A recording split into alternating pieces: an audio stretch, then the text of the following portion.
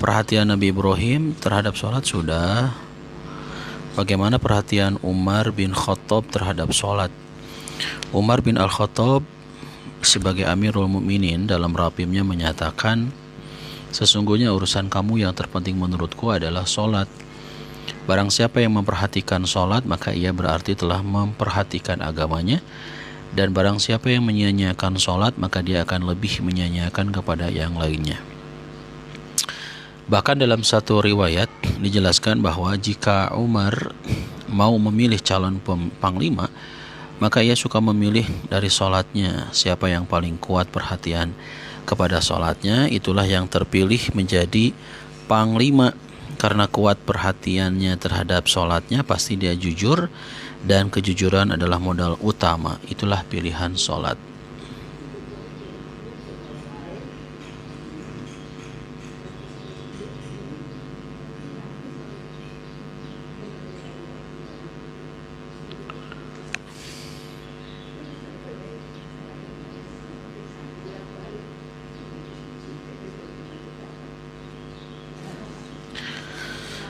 Bagaimana akibat menyia-nyiakan sholat? Dalam Al-Quran telah diungkapkan akibat menyia-nyiakan sholat di surat Maryam ayat 59. Maka datanglah sesudah mereka pengganti yang jelek yang menyia-nyiakan sholat dan memperturutkan hawa nafsunya, maka mereka kelak akan menemui kesesatan. Ayat 59 ini menunjukkan. Assalamualaikum Moms Hilya Ambar Asyik. Selamat bergabung kawan-kawanku, ada Eva, Puspawati, Ra, apa kabar? Selamat datang, selamat bergabung di konten saya Live Tabligh Akbar menyambut datangnya Ramadan di Masjid Ar-Rahman, Cimindi, Bandung, Jawa Barat. Sambil nunggu jamaah yang berkumpul, jamaah yang datang, kita sharing dulu seputar sholat. Mas Gan, terima kasih sudah bergabung. Jadi ada Halimah, Alhamdulillah Halimah. Jadi ayat 59 surat Maryam ini menunjukkan bahwa orang-orang yang berani-beraninya menyia-nyiakan sholat berarti ia telah mengikuti hawa nafsunya. Dan jika telah mengikuti hawa nafsunya, niscaya akan mendapatkan kesesatan.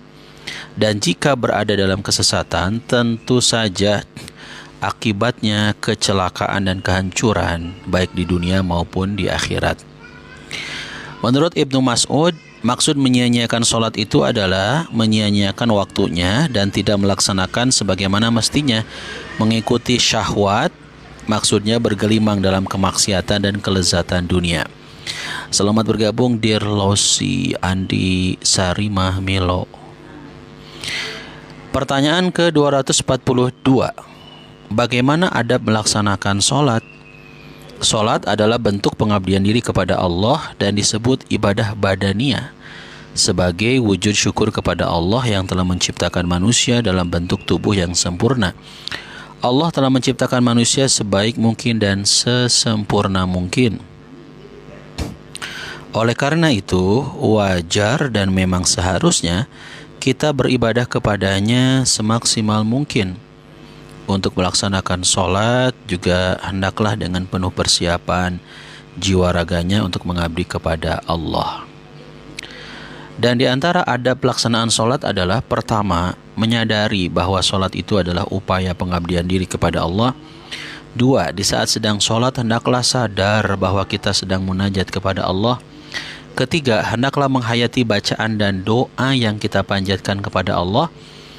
Keempat, adab pelaksanaan sholat adalah hendaklah tuma'ninah dalam pelaksanaan ruku, sujud, tasyahud, dan gerakan yang lainnya.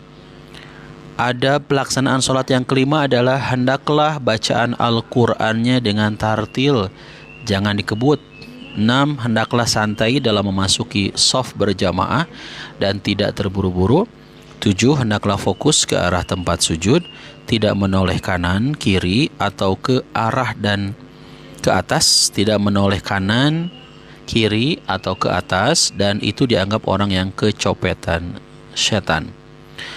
Ada pelaksanaan sholat yang ke-8 adalah berpakaian yang rapi, bagus, layaknya seseorang yang sedang menghadap Allah yang Maha Agung. 9. Akhirilah solat dengan membaca istighfar, wirid, dan doa sebagaimana yang telah diajarkan Nabi Muhammad. Dan ada pelaksanaan solat yang ke-10 adalah hati-hati jangan sampai melangkah di depan orang yang sedang solat. Itulah diantara adab solat yang harus kita perhatikan agar solat kita diterima di sisi Allah sebagai amalan solihan. Pertanyaan ke-243. Mengapa lafaz solat dalam Al-Quran ditulis dengan waw, padahal penulisan yang baku ditulis dengan alif?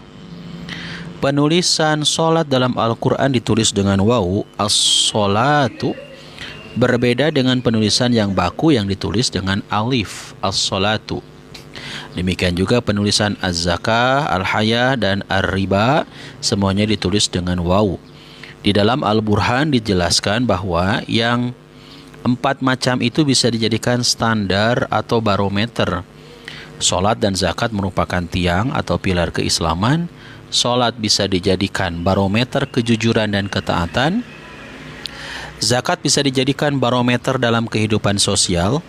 Orang yang sadar mengeluarkan zakat berarti solidaritasnya sudah tinggi, kepedulian sosialnya sudah kuat. Riba bisa dijadikan barometer untuk mengukur kesenjangan dan kesemrawutan ekonomi. Dalam arti merajalela riba adalah indikasi rusaknya ukhuwah dan solidaritas. Pelaku riba akan merasa senang di atas penderitaan orang lain. Al-hayah, kehidupan adalah modal penting paling besar untuk meraih kebahagiaan dan kesuksesan. Dan menyia-nyiakan kehidupan adalah gambaran kehancuran dan penderitaan. Demikianlah gambaran menurut para ulama tentang hikmah penulisan 4 kata yang berbeda dari penulisan yang baku, mengingat 4 perkara itu adalah 4 prinsip yang dapat dijadikan standar dan barometer dalam kehidupan manusia. Dirga Dapur Fadilah, selamat bergabung. Fiha Ainun Zari. Sambil tap-tap layar dan follow ya. Kita bahas sambil nunggu jamaah yang gabung, karena saya sekarang mau tabligh akbar, kajian jelang Ramadan. Pak Lahudin, makasih sudah gabung. Kajian sambut Ramadan, ini jamaahnya belum kumpul semua. Kita lagi sharing aja dulu ya seputar sholat. Terima kasih Dewi, Pak Lahudin, makasih sudah gabung, sudah tap-tap layar. Jazakumullah khairan katsiran. Dia Taurusiana. Kita bahas tentang doa dan bacaan sholat ya. Doa dan bacaan sholat. Pertanyaan ke-244. Apa yang mesti dibaca sebelum takbir? Sebelum bertakbir, tidak terdapat bacaan apapun yang diperintahkan atau dicontohkan Nabi SAW. Dalam suatu hadis dinyatakan, hadisnya dari Abu Hurairah radhiyallahu anna Nabiyya sallallahu alaihi wasallam qol, sesungguhnya Nabi sallallahu alaihi wasallam bersabda, idza qumta ila sholati, jika kamu hendak salat, fa asbighil wudu'a, sempurnakanlah wudu, tsumma istaqbilil qiblah, kemudian menghadap kiblat, fakabir, maka lalu bertakbirlah. Pak Lahudin, kapan mulai lagi manasik? Waalaikumsalam warahmatullahi wabarakatuh. Ya, ini masih dalam rangkaian manasik juga ya. Karena dalam manasik itu ada bahasan tentang toharoh tentunya ya. Di manasik ada bahasan tentang sholat. Biar materinya juga tidak bosan. Kalau hanya full materi manasik dalam arti rukun-rukun. Kan saya sudah berulang-ulang ya teman-teman ya, menyampaikan rukun, syarat rukun, wajib, hal-hal apa yang dilarang ketika ihram. Ini kan teman-teman insya Allah yang sudah ngikutin saya tentu sudah faham ya. Nah, pembahasan tentang toharoh, tentang sholat, ke depan insya Allah kita bahas sirah nabawiyah. Ini masih berkaitan dengan manasik ibadah haji maupun umroh ya. Nah, kita lanjut lagi kepada pertanyaan ke-244. Apa yang mesti dibaca sebelum takbir? Menurut hadis riwayat Al-Bukhari yang tadi saya bacakan, ini hadisnya jelas sekali menunjukkan bahwa tidak ada bacaan apa-apa sebelum bertakbir. Jadi sebelum teman-teman takbir nggak ada bacaan apapun, langsung saja bertakbir ya. Apabila kamu hendak sholat, sempurnakan wudu, kemudian menghadap kiblat, fakabir. Lalu apa? Bertakbirlah. Pertanyaan ke-245, bolehkah seseorang membaca ta'awudz, membaca surat Al-Falaq atau An-Nas sebelum bertakbir? Melaksanakan ibadah yang tidak dilaksanakan oleh Nabi Shallallahu Alaihi Wasallam tentu saja menyalahi sunnah. Dalam hal ini ternyata Nabi tidak memerintahkan membaca apapun sebelum bertakbir. Jadi Nabi tidak mencontohkan bacaan apapun sebelum bertakbir. Termasuk tidak membaca Al-Fatihah sebelum bertakbir ya, tidak membaca ta'awudz, Al-Falaq maupun An-Nas sebelum bertakbir. Demikian juga tidak ada doa apapun yang dianjurkan oleh Nabi yang mesti dibaca sebelum takbir. Jadi pada dasarnya teman-teman, dalam ibadah itu baik berupa peragaan atau bacaan, hendaklah ada acuannya dari Nabi Shallallahu Alaihi Wasallam. Sebagaimana sabda Rasulullah Shallallahu Alaihi Wasallam, hadisnya dari Anas radhiyallahu anhu, ia berkata, Rasulullah Shallallahu Alaihi Wasallam bersabda, "Idza kana syai'un min amri dunyakum, apabila ada sesuatu urusan duniamu, fa antum a'lamu bihi, maka kamu lebih mengetahuinya. Fa idza kana min amri dinikum, dan apabila ada urusan agamamu, fa ilayya, maka kembalikanlah kepadaku." Hadis riwayat Ahmad. Ini berarti bahwa urusan agama hendaklah mengacu kepada Nabi, sedangkan urusan dunia terserah kita, selama tidak ada ketentuan dari Nabi. Pertanyaan ke-246, bagaimana praktek melaksanakan niat sholat? Bagaimana praktek melaksanakan niat sholat? Ini kaitan niat banyak yang sering kali ditanyakan ya. Apa itu niat? Niat itu menurut bahasa artinya adalah al-qasdu, bermaksud. Masya Allah Ibu, terima kasih, hatur nuhun. Jadi niat itu secara bahasa adalah al-qasdu. Apa arti al-qasdu? Al-qasdu artinya bermaksud. Jadi bermaksud itu adalah niat, yaitu melakukan suatu perbuatan dengan sengaja.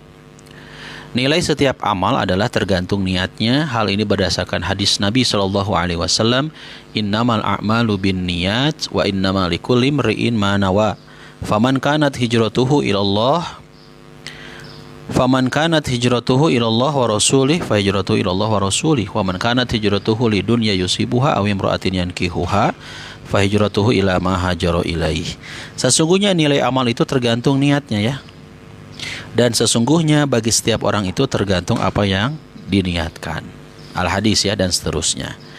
Jadi dari hadis ini, dari hadis yang tadi saya sampaikan, dapat disimpulkan bahwa pertama, nilai setiap amal itu tergantung niatnya. Kedua, bagi setiap orang itu hanya akan meraih imbalan dari apa yang ia niatkan. Yang ketiga, niat orang-orang yang ikut hijrah kepada Nabi itu beragam. Ada yang niat hijrahnya karena Allah dan Rasulnya. Ada yang niat hijrahnya itu karena dunia. Ada juga yang niat hijrahnya itu karena perempuan yang ingin dinikahi. Berarti sohib, nilai hijrahnya itu akan berbeda di sisi Allah tergantung motif atau niat hijrahnya. Waalaikumsalam warahmatullahi wabarakatuh. Demikian juga tidak setiap pemberian akan dinilai sedekah, tetapi tergantung niatnya ya. Ada yang memberi dengan niat ikhlas untuk memberi bantuan kepada orang yang miskin, ini disebut dengan sedekah. Ada juga yang memberi dengan niat untuk menyuap, ini disebut apa? Rishwah. Dan tidak akan dapat pahala. Orang yang menyogok, menyuap, justru yang akan didapatkan adalah laknat. Ada juga yang memberi kepada sahabat atas dasar kecintaan atau kekeluargaan. Ini namanya apa? Hadiah. Dan ini termasuk diperintahkan agama memberikan hadiah ini ya. Ini berarti bahwa nilai amal itu tergantung niatnya. Dalam kitab Safinah, niat itu didefinisikan qasdu syai'i muqtaranan bi fi'lihi wa mahalluhal qalbu wa talaffudzu biha sunnatun li yu'awinal lisanul qalba. Niat itu ialah bermaksud melakukan sesuatu disertai dengan melaksanakan perbuatan tersebut, dan tempat niat itu di hati. Sedangkan mengucapkannya adalah sunnah agar lisan dapat membantu hati. Dari definisi tersebut terdapat beberapa poin ya sohib ya. Pertama, niat itu adalah bermaksud melakukan sesuatu. Poin ini bisa diterima ya. Yang kedua, disertai dengan melaksanakannya niat itu. Jadi niat itu harus disertai dengan pelaksanaannya secara langsung. Poin ini tidak bisa diterima karena bagaimana praktek niat saum kalau harus muqtaranan bi fi'lihi, berarti harus di saat terbit fajar sidik. Demikian juga niat haji harus di saat mau melaksanakan ibadah haji. Padahal sejak daftar sudah ada niat. Sejak daftar saja sudah niat haji. Yang ketiga, tempat niat itu di hati ya. Dan poin ini bisa diterima. Yang keempat, mengucapkan niat itu adalah sunnah. Nah, poin ini tidak bisa diterima. Mengucapkan niat itu adalah sunnah. Poin ini tidak bisa diterima. Kenapa? Karena apa dasarnya menetapkan sunnah? Apakah ada dasarnya dari Al-Quran dan As-Sunnah mengucapkan niat sebelum sholat misalkan? Nah, ini kategori sunnahnya itu berdasarkan apa ya? Yang kelima, agar lisan membantu hati. Kira-kira benar nggak lisan membantu hati? Ini tidak bisa diterima ya, sohib ya. Karena kalau lisannya yang membantu hati, siapa yang menggerakkan lisan? Kenyataannya justru hati yang menggerakkan semua gerakan anggota badan. Demikianlah definisi niat menurut kitab Safinah. Bagaimana niat menurut Ibnul Qayyim? Menurut Ibnul Qayyim, niat itu adalah al-iradatul mutawajjihatu nahwal fi'li libtigha'a ridha'illahi wa imtithali hukmihi wa hadha huwal ikhlas. Niat itu ialah kehendak atau tujuan yang mengarah untuk melakukan suatu perbuatan dengan mengharap ridha Allah dan untuk melaksanakan perintahnya, dan ini sama dengan ikhlas. Berarti sohib yang Allah muliakan, praktek niat itu ialah meluruskan jarum hati untuk melaksanakan suatu perbuatan ibadah atas dasar perintah Allah dan demi mengharapkan ridho Allah. Niat untuk sholat, tentu saja di saat wudhu juga sudah tersirat niat untuk sholat ya. Demikian juga di saat masuk masjid dan mendengar azan dan iqamah. Jadi niat untuk sholat itu tentu saja di saat teman-teman wudhu itu sudah tersirat niat. Bismillah. Pertanyaan berikutnya, alhamdulillah. Jamaahnya sudah mulai berdatangan. Allahu Akbar. Pertanyaan berikutnya 247. Bagaimana hukum melafazkan niat di saat mau sholat? Melafazkan, mengucapkan niat pas mau sholat, hukumnya gimana sih? Melafazkan niat artinya mengucapkan niat dengan kata-kata seperti apa? Nawaitu usolli fardhu dhuhri arba'a raka'atin mustaqbilal qiblati adaan lillahi ta'ala. Allahu Akbar. Itu ya. Itu kan talafuz biniat itu ya, melafazkan, mengucapkan niat dengan kata-kata, dengan kalimat yang tadi saya contohkan. Maksud tunai itu bukan qadha ya. Ada juga yang menyebut imaman atau makmuman, bertindak sebagai imam atau makmum. Itulah yang disebut talafuz biniat. Praktek talafuz biniat itu adalah pengaruh dari definisi niat. Wa talafudzu biha sunnah, dan mengucapkannya adalah sunnah. Perlu dicatat ya teman-teman ya, bahwa ketetapan hukum dalam Islam hendaklah ada dasarnya. Menetapkan talafuz, mengucapkan niat sebelum sholat dengan menetapkan sunnah ini dari mana dasarnya ya. Harus ada dasarnya. Baik itu dari Al-Quran maupun sunnah ada dasarnya enggak? Apakah itu ucapan Nabi, perbuatan Nabi, atau persetujuan Nabi? Sementara dalam menetapkan sunnahnya talafuz biniyat ini tidak terdapat dasar hukumnya, enggak ada dasar hukumnya. Mentalafuzkan, mengucapkan niat sebelum sholat ya, tidak terdapat dasar hukumnya baik dari Al-Quran ataupun hadis Nabi. Bahkan amal sahabat dan tabi'in pun tidak ada. Imam Asy-Syafi'i pun tidak pernah menganjurkannya. Berarti anjuran talafuz biniyat, mengucapkan niat di dalam sholat atau hendak sholat, ini adalah mengada-ada dalam agama yang tidak dicontohkan oleh Nabi.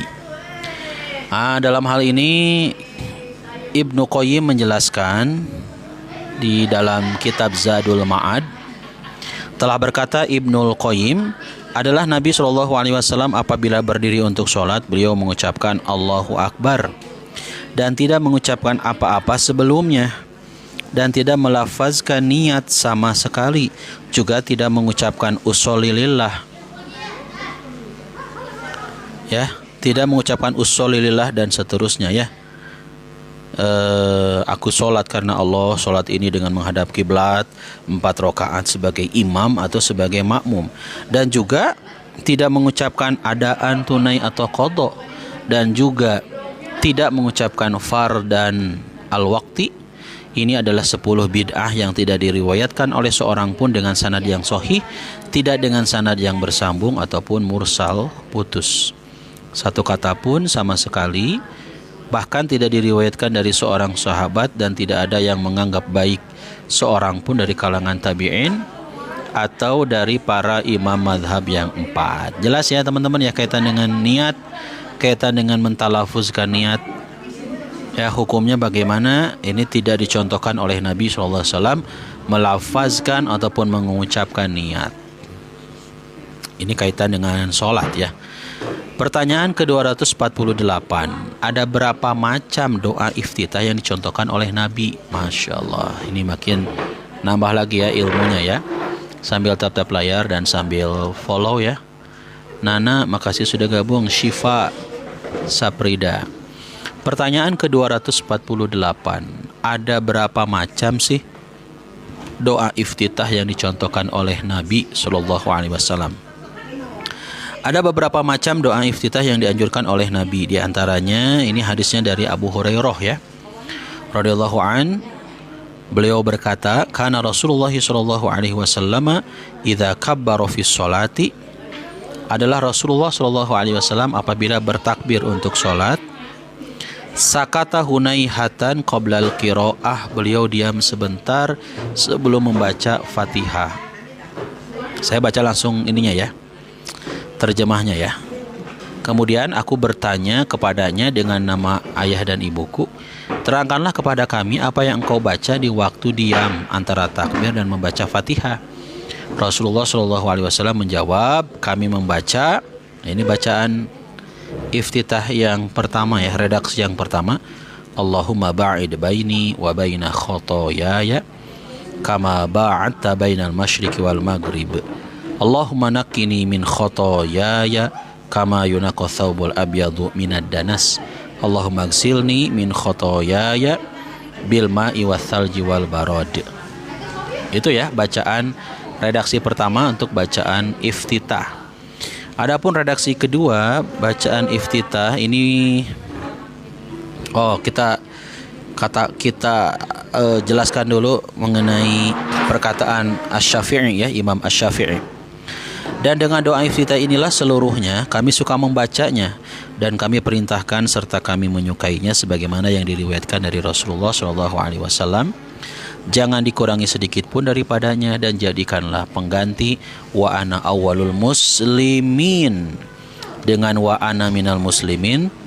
Selanjutnya Asy-Syafi'i berkata, maka bila seseorang menambah doa iftitah atau menguranginya, maka kami membencinya. Itu ada di kitab ya. Jadi pertama halaman 92. Ini kita masuk ke hadis kedua ya. Hadis kedua, redaksi bacaan iftitah dari Nafi' bin Jubair bin Mut'im, dari ayahnya, ia berkata, saya mendengar Rasulullah SAW membaca doa iftitah dalam sholat sunnah. Allahu Akbar kabira. Ini dibaca 3 kali ya. Allahu Akbar kabira. Walhamdulillahi katsira. Dibaca juga 3 kali. Wa subhanallahi bukrata wa asila. Dibaca 3 kali. Allahumma inni a'udzubika minasyaitonir rajim min hamzihi wa nafthihi wa nafthihi. Berikutnya bacaan doa iftitah, redaksi iftitah yang ketiga. Ini hadisnya dari Umar radhiyallahu anhu. Sesungguhnya ia suka membaca setelah takbiratul ihram. Bacaan dari Ibnu Umar apa? Bacaan dari Umar maksudnya. Subhanakallahumma wa bihamdika wa tabarakasmuka wa ta'ala jadduka wa la ilaha ghairuka. Nah, itu redaksi bacaan doa iftitah dari Umar radhiyallahu anhu. Berikutnya, Ibnul Qayyim berkata, sungguh telah sahih dari Umar bahwa ia membaca doa iftitah dengan doa tersebut di tempat Nabi dan suka menjaharkannya, juga suka mengajarkannya kepada yang lain.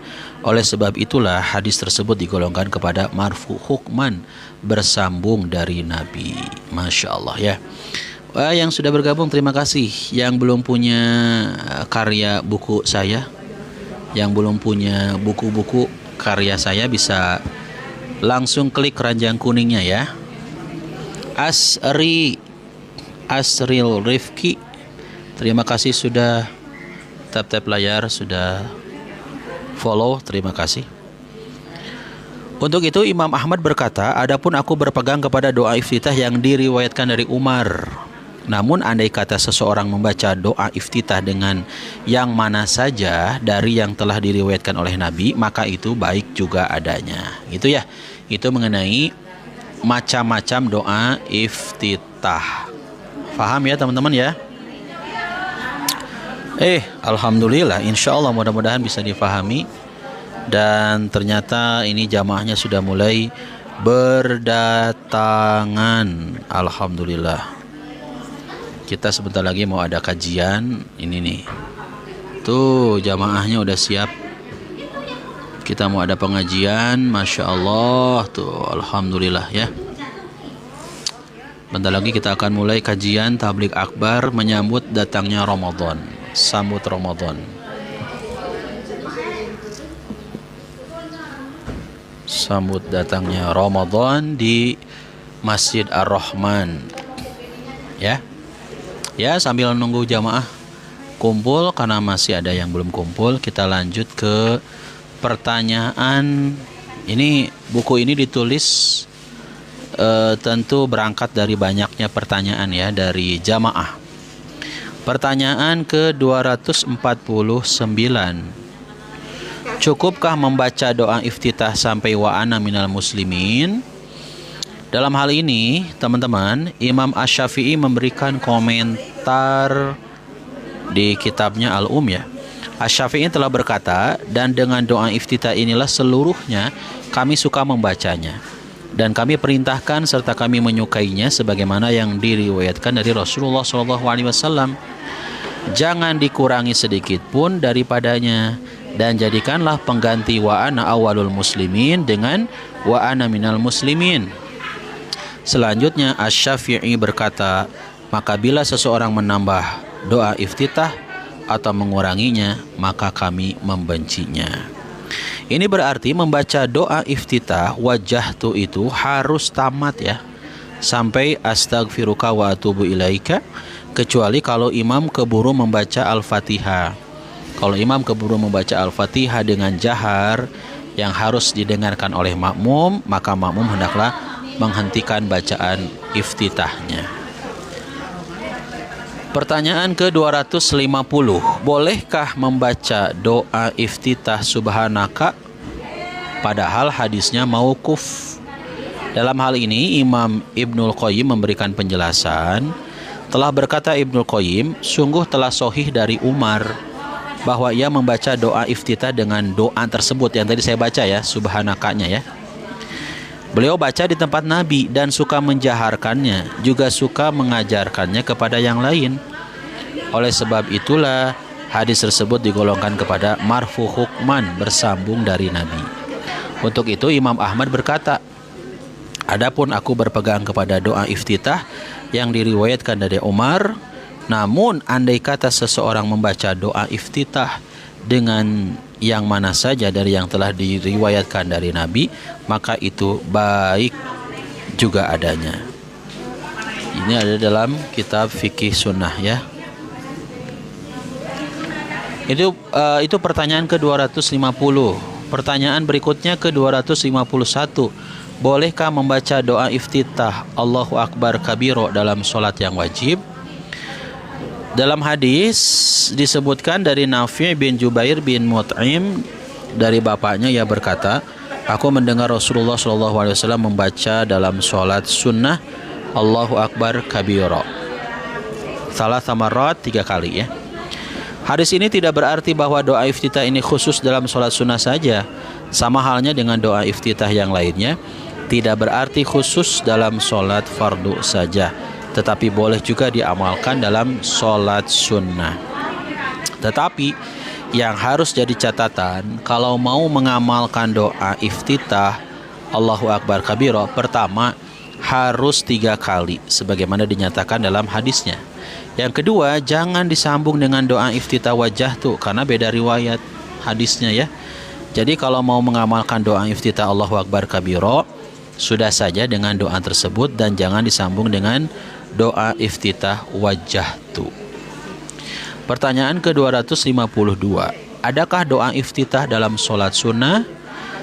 Tidak terdapat pengecualian bahwa doa iftitah itu tidak berlaku dalam sholat sunnah. Ini berarti baik dalam sholat fardu atau sunnah, doa iftitah itu harus dibaca, ditambah pula doa iftitah Allahu Akbar kabiro dan seterusnya. Nabi suka membacanya dalam sholat sunnah, tetapi ini tidak berarti tidak boleh dilakukan dalam sholat fardu ya. Demikian juga doa iftitah wajah tu dan seterusnya, Nabi suka membacanya dalam sholat malam. Ini tidak berarti khusus untuk sholat malam saja. Pertanyaan ke-253. Di mana tempat doa iftitah dalam sholat Id? Apakah setelah takbir pertama atau ke-7? Doa iftitah dalam sholat Id itu apakah setelah takbir pertama atau ke-7? Di saat Nabi SAW ditanya oleh Abu Hurairah mengenai diamnya Nabi setelah takbiratul ihram dengan ungkapan, ya Rasul, terangkanlah kepadaku apa yang engkau baca antara takbir dan membaca Al-Fatihah. Rasul menjawab, aku suka membaca Allahumma ba'id baini. Hadis ini menunjukkan bahwa tempat doa iftitah itu ialah antara takbir dan membaca Al-Fatihah. Oleh karena itu, doa iftitah dalam sholat Id adalah setelah takbir ke-7 sebelum membaca Al-Fatihah. Pertanyaan ke-254. Apakah doa iftitah dalam sholat tarawih itu cukup 1 kali atau setelah takbiratul ihram? Sebagaimana dijelaskan dalam hadis yang telah lalu, bahwa doa iftitah itu antara takbiratul ihram dan membaca Al-Fatihah. Hadis tersebut menunjukkan bahwa setiap setelah takbiratul ihram berarti ada doa iftitah. Ini berarti dalam pelaksanaan sholat tarawih yang 4-4-3 berarti doa iftitahnya juga 3 kali. Pertanyaan ke-255. Adakah doa iftitah dalam sholat jenazah? Dalam suatu hadis dinyatakan, hadisnya riwayat Al-Bukhari, dari Tolha bin Abdullah bin Auf, ia berkata, aku sholat jenazah di belakang Ibnu Abbas. Kemudian ia membaca surat Al-Fatihah. Ia berkata supaya mereka tahu bahwa itu adalah sunnah. Dari hadis ini Al-Albani menyimpulkan hadis ini menunjukkan tidak disyariatkannya membaca doa iftitah dalam sholat jenazah. Ya, itu pertanyaan-pertanyaannya.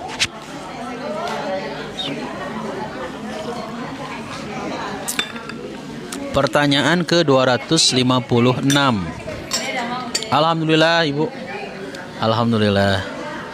Pertanyaan ke-256, mestikah membaca ta'awudz sebelum membaca Al-Fatihah? Setiap akan membaca Al-Quran diperintahkan untuk membaca isti'adzah terlebih dahulu, sebagaimana firman Allah di surat An-Nahl ayat ke-98. Fa'idha qara'tal Qur'ana fasta'idz billahi minasyaitonir rajim. Apabila kamu membaca Al-Quran, hendaklah kamu meminta perlindungan kepada Allah dari setan yang terkutuk. Ayat 98 surat An-Nahl ini menunjukkan secara umum bahwa di saat mau membaca Al-Quran, hendaklah membaca isti'adzah terlebih dahulu, baik di luar sholat atau di dalam sholat. Demikian juga lebih khusus di saat sholat, sebelum membaca Al-Fatihah diperintahkan untuk membaca isti'adzah terlebih dahulu ya. Baik, itu dulu. Kita bentar lagi mau mulai tablik akbar.